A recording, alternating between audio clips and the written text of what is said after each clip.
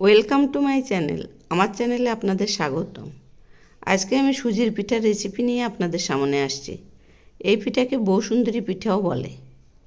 এই রেসিপি বানানোর জন্য এখানে আমি একটা কড়াই বসিয়েছি। প্রথমে আমি এর মধ্যে নারকেল কোড়া দিলাম,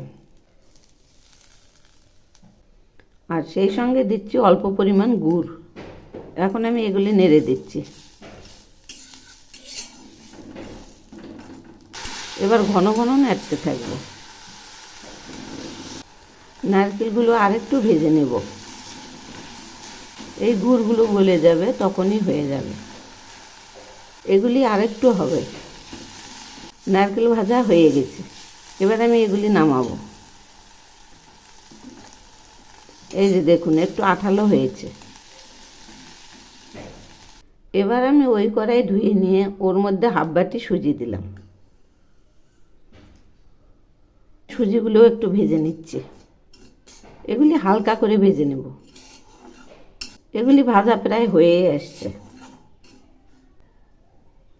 এখন আমি এর মধ্যে দিচ্ছি ফুটিয়ে নেওয়া কিছুটা দুধ। পরিমাণ মতো দিলাম, 250 গ্রাম মতো। এবার আমি এগুলি নেড়ে দিচ্ছি। এগুলি এখন ঘন ঘনই নাড়তে থাকবো। আর এই দুধের মধ্যে দিয়ে দিচ্ছি 2 চামচ চিনি। যেহেতু নারকেল কোড়ায় গুড় দেওয়াই আছে, সেজন্য এখানে আমি একটু কম পরিমাণ দিলাম। এই সুজিগুলো আমি একদম শুকনো করে নেব। সুজিগুলোও প্রায় হয়ে এসছে, আর একটু হবে। এগুলি হয়ে গেছে। এখন আমি নামিয়ে জুড়োতে দেব। এখন আমি এই সুজিগুলো এই বাটিতে নিলাম। এইভাবে ছড়িয়ে দেব। এই যে দেখুন, পুরো সুজিটাই নিয়ে নিলাম।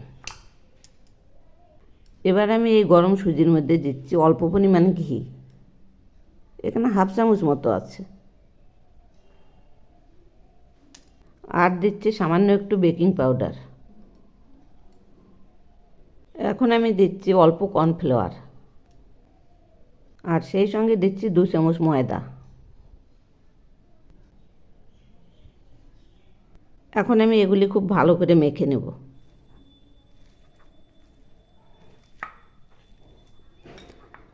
ময়দাটা আর একটু লাগতেও পারে। এগুলি একদম রুটির মতো হবে, সেইভাবেই মেখে নেব। তো বন্ধুরা, আমার রেসিপি যদি আপনাদের ভালো লেগে থাকে তাহলে সাবস্ক্রাইব করে আমার পাশে থাকবেন, আর কমেন্টস করে জানাবেন কেমন লাগলো। এভাবেই খুব ভালোভাবে মেখে নেব।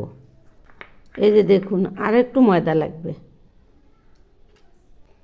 এখানে 2 চামচ মতো আছে। পুরোটাই নিয়ে নিলাম। ঠিক এইরকম করে ডলে ডলে রুটির মতো করে মেখে নেব। এই যে দেখুন, মাখা হয়ে গেছে। এই যে এইরকম হয়েছে। এখন আমি বাঁ হাতে একটু ঘি নিলাম। এগুলি মেখে নিচ্ছি 2 তালুতে। এই যে এইরকম হলো। এখন আমি এখান থেকে একটু লেচি কেটে নেব, ঠিক এইরকম করে 1 মুঠো। এগুলি গোল করে এইরকম করে মেলে নিচ্ছি। এই যে দেখুন, এইরকম লম্বা করে নিয়েছি। এবার আমি এর মধ্যে পুরটা দিয়ে নিচ্ছি।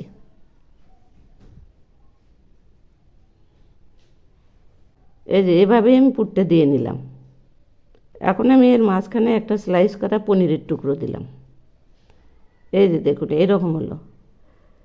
এখন আমি এভাবে মুড়িয়ে নিচ্ছি।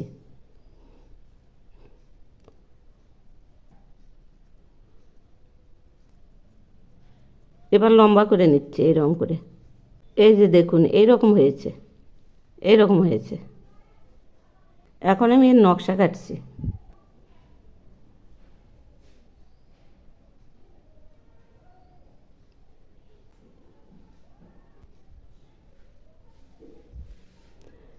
এবারে এই সাইড দিয়ে কাটছি।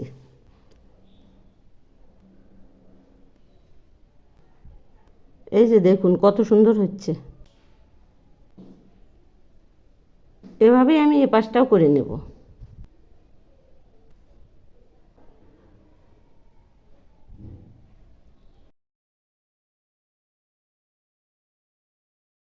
এই যে দেখুন, এই রকম হয়েছে।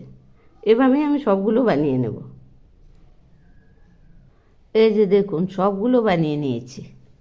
আবার কড়াই বসিয়েছি, কড়াইয়ে রিফাইন তেল দিলাম। এই পিঠাটা আমি রিফাইন তেলেই ভাজবো। তেল গরম হয়েছে, এখন আমি একে একে পিঠাগুলো ছেড়ে দিচ্ছি।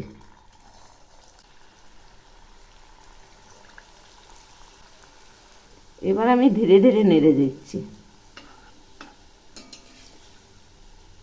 একদম লো হিটে এই পিঠাগুলো ভেজে নেব। যখন ব্রাউন কালার হবে তখন নামিয়ে নেব। এই যে দেখুন, একটু করে ব্রাউন কালার হচ্ছে।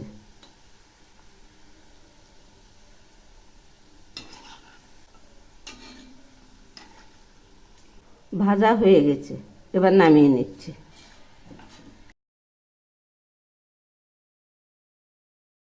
এই যে দেখুন না, কত সুন্দর হয়েছে। এভাবেই আমি সবগুলো ভেজে নেব। এই যে পিঠাগুলো সব ভেজে নামিয়েছি, দেখুন না কত সুন্দর হয়েছে। এভাবে একবার বানিয়ে খেয়ে দেখবেন, অসাধারণ টেস্ট। আপনারা ইচ্ছে করলে এই পিঠা শিরার মধ্যেও দিতে পারেন।